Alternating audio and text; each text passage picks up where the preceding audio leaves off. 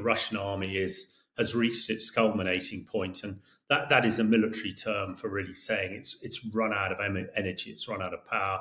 They've had 1 million casualties. They're having to buy, if you like, 30,000 troops from North Korea. That is a hell of an admission of failure.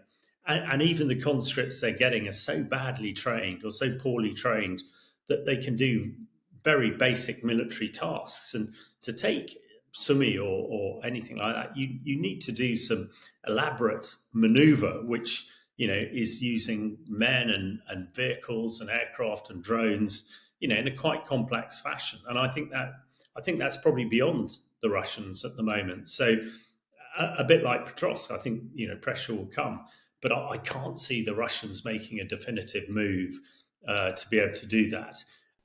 Hello and welcome to Frontline for Times Radio. I'm Louis Sykes. Today we're joined by Hamish De Bretton Gordon, former commander of the Royal Tank Regiment and the UK's Joint Chemical, Biological and Nuclear Regiment, and a regular contributor to Frontline and Times Radio. And we're going to be speaking about the talks yesterday in Istanbul between Russia and Ukraine, the possibility of more prisoner swaps going on, this proposal of a sort of 4-leader summit between the US, Turkey, and of course Russia and Ukraine, and whether that could lead to any sort of ceasefire or further negotiation on somehow ending the war in Ukraine. We're also going to be talking about the situation on the ground, Russia's attempts to push forward in eastern Ukraine, and whether or not there is any strength left in Russia's forces in the north of Ukraine that are still trying to push towards Sumy, and what that could mean for Kiev. And remember, if you are watching us, you can listen to us wherever you get your podcasts from. And if you're listening to us, then you should also watch us on Times Radio's YouTube channel. You can subscribe to our YouTube channel there, and you can sign up for a membership for more exclusive content. It's Frontline for Times Radio. Hamish De Bretton Gordon, thank you very much for joining me today. Well, thanks very much for having me. Well, yesterday, Ukraine and Russia sat down for further talks in Istanbul. At those talks, Ukraine proposed a sort of joint leaders talks, including Turkish President Erdogan and Donald Trump, as well as, of course, President Putin and Zelensky. Is that likely to sort of pique Trump's interest, do you think, and put more pressure on Russia to come to the table and take talks seriously? Well, let's hope so. I think any talks are really good news. Even your worst enemy, you must always try and keep a dialogue open to. And these prisoner exchange meetings that the Russians and Ukrainians have been having for some time, are actually the only really direct contact that the two sides have had. So it's vital that the dialogue keeps going. And it seems, relatively positive what was coming out of Istanbul yesterday. Zelensky has been saying, for a few weeks now, he wants direct meeting with Putin.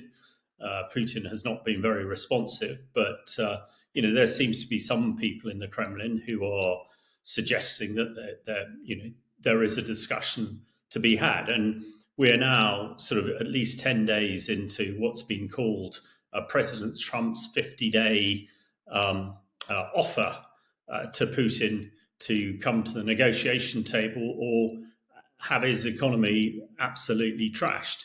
I think there is nobody who doesn't believe that actually if Trump does go forward with his tariffs and secondary sanctions, that that will strangle the Russian economy. Because the oil price is getting low. A number of authoritative federations and institutes have said that the Russian economy can't survive, for more than a few months if the oil price is below $47 a barrel, and if countries like India don't buy its oil. So, that must be resonating around the Kremlin at the moment. With 40 days or less to go until that, it seems time. And the battle itself is fairly static at the moment. And probably the only person who can have an effect bringing the two sides together is President Erdogan, the Turkish president, who, he's a member of NATO.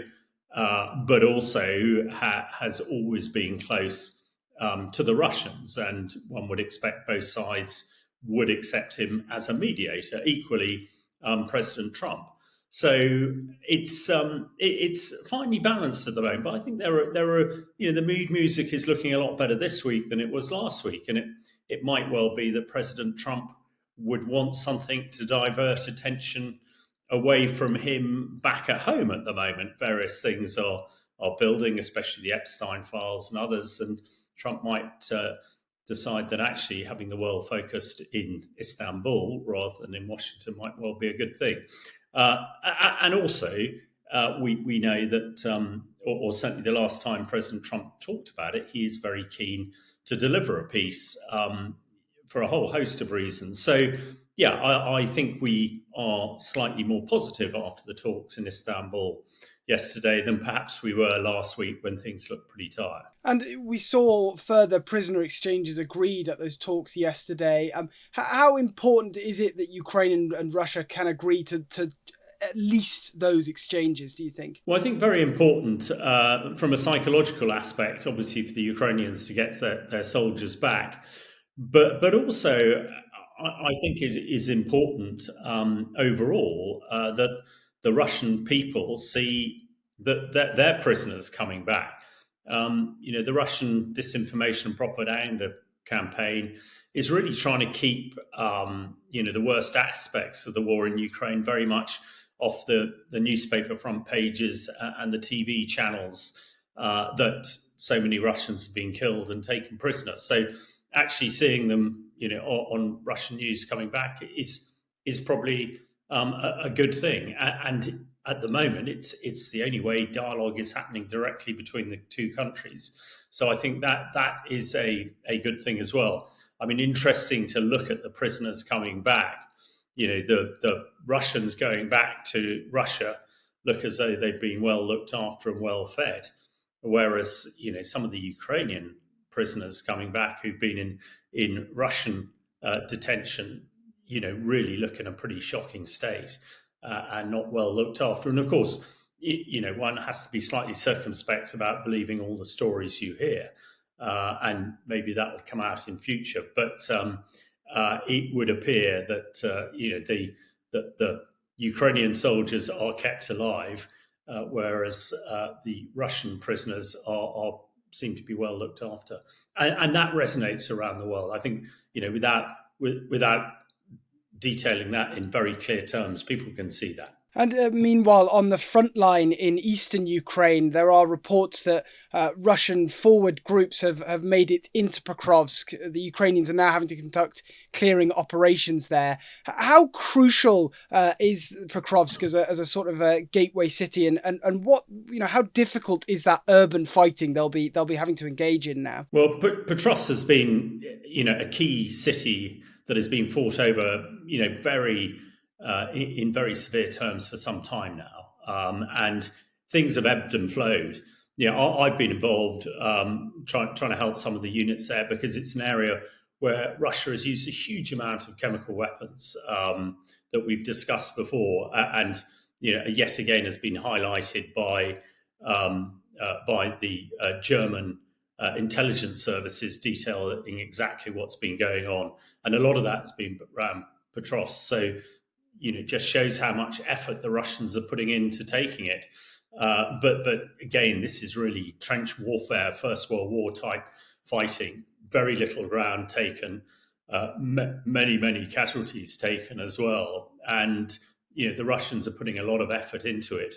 But although they've made a bit of progress, it's pretty minimal for the amount of casualties they're taking. They're still taking 1,000 casualties a day on the front line, and we know that they're really being challenged to sustain that. And only in the last few weeks we reported that the Russians are getting 30,000 soldiers from North Korea. It's for the Russians, it's a key area, and the Ukrainians are putting a lot in, and the fighting there is terrible. But we're talking feet and inches, not kilometres and miles that's been taken, and it's been a focus for some time and still will be. I mean, I think the feeling, and we'll talk about Sumi in a minute, is Petros did fall after so much fighting. Again, psychologically, that would be a huge blow to the Ukrainian defenders. And what does it say? Because it's taken so long for Russia to capture this or try to capture this city. I mean, we've been talking about Pokrovsk as a target of the Russians and a scene of a battle pretty much since the end of last year now, haven't we? Well, absolutely. But when you get into fighting in built-up areas, as it's called, urban warfare, it's incredibly difficult. We think about, Stalingrad, Volgograd, which is not a million miles away from here, in southern Russia. During the Second World War, millions of casualties. The Russians and the Germans fought over it, for months and months and months, and it's just horrifically difficult. I saw quite a lot of the fighting around Aleppo, the second city in Syria, back in sort of 2016, 17. And again, thousands of Syrian and Russian forces trying to take, areas of the city. Once towns and cities are razed to the ground, flattened, it's very difficult for soldiers to move around it. And it's very difficult to get people out. And in fact, the similarity between Aleppo and somewhere like Petrovsk is very stark. The reasons that the Russians are using a lot of chemical weapons is because in built-up areas it can be incredibly effective. Because once buildings have fallen over, you can drop as much high explosives as you like on it, but you're not going to sort of kill the people who are hiding in the rubble. But actually, as we saw in Aleppo in 2017 and 2016, where the Syrians dropped lots of chlorine barrel bombs, the gas is heavier than air, goes underground and kills people there or forces them above ground.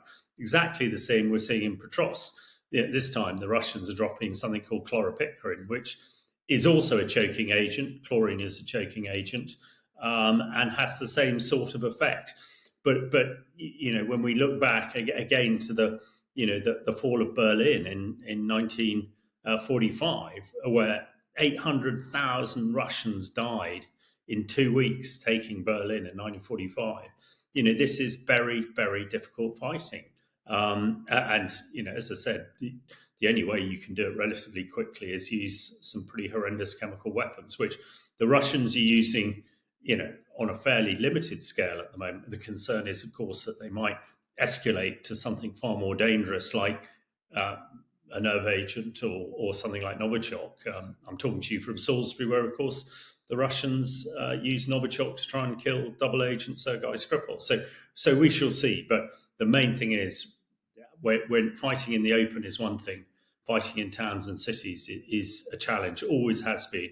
Soaks up a tremendous amount of soldiers and a tremendous amount of ordnance, and is very slow and difficult. There's no real sign at this point that Russia is planning to end this conflict in the next 50 days, or any time imminently. Where does that leave Ukraine in terms of the strategy they need to adopt for at least that period, if not the rest of the year now? Well, certainly, that we know Putin has restated, and even this week, I think, coming out of the Kremlin when they were talking about peace talks in Istanbul, they said, yeah, of course we're open to peace talks once the aims of our special military operation have been achieved. And the aim of the special military operation was to subjugate the whole of Ukraine. So if you take that as your starting point, the chance for peace in the next 40, 50 days seems to be, pretty unlikely. Therefore, with putting my military hat on, the only way that you can get them to negotiate for peace is to force them. And one was hoping when President Trump made his proclamation the week before last that he would be a little bit more forceful. I mean, he did say that the weapons supplies were turned back on again, which is important because Ukraine really needs those long-range, precision-guided weapons and cruise missiles to have a strategic impact. I mean, the Russians were showing off their drone factories last week and the intention to fly 2,000 drones a day into Ukraine. Well, if Ukraine could take out those factories with long-range, British and American missiles, then that would make a difference. I think the next 40 days or so, Ukraine has just absolutely, got to hang on, and countries like Britain and France have got to absolutely convince Trump to go through with his threat on sanctions and tariffs, because it seems at the moment that is the only thing that might deflect Putin off his achieving his aims of his special military operation, because not even he can build tanks and aircraft and manufacture ammunition without money. And with their already murmurings last week coming out of the Moscow financial districts that the banks might need bailing out, there's trillions and trillions of dollars of debt, which Putin might be an autocratic dictator and tyrant, but if he owes the world trillions of dollars, they're just not going to underwrite him, even his friends in Tehran and Beijing. So what one is got to hope that Trump will be good to his word. Now, if he's not, then and changes his mind, which is very possible, then in army terms, the situation has changed, and you need to adopt with what's happening in front of you. And I think it's very much up to Europe now. And my concern, and I wrote about it in the Telegraph earlier this week, is that the world has switched off from Ukraine. After Trump's proclamation, I think a lot of people thought, right, okay, that's 50 days, then we don't need to worry about Ukraine. And God, how wrong are they? The focus on the Middle East at the moment, one understands why the Americans might be so focused, but Britain, the Middle East, I don't think we're going to get drawn into a war in the Middle East again. And having been the veteran of several, I would absolutely back that up. But crikey, we could get drawn into a war in Europe, and that's where all our focus must be. And on the day when we go into a political recess for the next 5 weeks, I really hope that those ministers and those MPs who really have a role to play here, don't leave their laptops at home when they go on holiday, because a heck of a lot could happen in the next 5 weeks while they're on holiday, and we have got to keep up the pressure. Putin, as we discussed earlier, seems to have no interest in peace, and you could understand him looking out of the windows of the Kremlin towards London and Paris and Berlin. You might get the impression that Europe is just not interested at the moment, focused on other things, and that will affect his decision making. So I think I would hope that Europe will really step up, and also step up its weapon deliveries as well, so that Ukraine over the next 40 days can hit some strategic targets in Russia, because this is all putting the pressure on the Kremlin that come the 50-day mark at the end of the summer, that the Russians believe that Putin will follow through and therefore will come to the peace negotiation table. But there are a heck of a lot of uncertainties in all of that. And how closely do you think we should be watching? We've talked about Pokrovsk there. How closely do you think we should be watching other cities and regions in Ukraine at the moment, like Konstantinivka and especially the Sumy region, which bordered Kursk, where that offensive went on into Russia by Ukraine? Is it inevitable that we could see some not insignificant losses of land or settlements having to be given up to Russia? And what would that mean at this point? Well, I think you're right. I think Sumy is a strategic city here, strategic town. It's near Kharkiv, which is one of the biggest cities in Ukraine, which is very, very close to the Russian border. And if Sumy fell, then you could see, because the Russian forces could then encircle Kharkiv and take Kharkiv. And if Kharkiv fell, that I think psychologically, might be a really dagger blow to the heart of Ukraine. So very important. Now, whether they are going to make any significant inroads, I'm not entirely sure. I think the Russian army has reached its culminating point, and that is a military term for really saying it's run out of energy, it's run out of power. They've had 1 million casualties. They're having to buy, if you like, 30,000 troops from North Korea. That is a hell of an admission of failure. and even the conscripts they're getting are so badly trained or so poorly trained that they can do very basic military tasks. And to take Sumi or anything like that, you need to do some elaborate maneuver, which is using men and vehicles and aircraft and drones, in a quite complex fashion. And I think that's probably beyond the Russians at the moment. So a bit like Petrovsk, I think pressure will come, but I can't see the Russians making a definitive move to be able to do that. And you would you would assume that the intelligence that is supplied by the Americans and ourselves and others is pretty comprehensive. So one would expect the Ukrainians to have a pretty clear picture on what the Russians are actually trying to do. And if the flow of these long range precision weapons keeps coming through, then hopefully the Ukrainians will be able to hold that. But again, it's going to be a close run thing, I think, over the next 5 weeks of the summer before we get to Trump's 50-day mark. Well, Hamish De Bretton Gordon, thank you very much for joining me today on Frontline. Thanks for having me.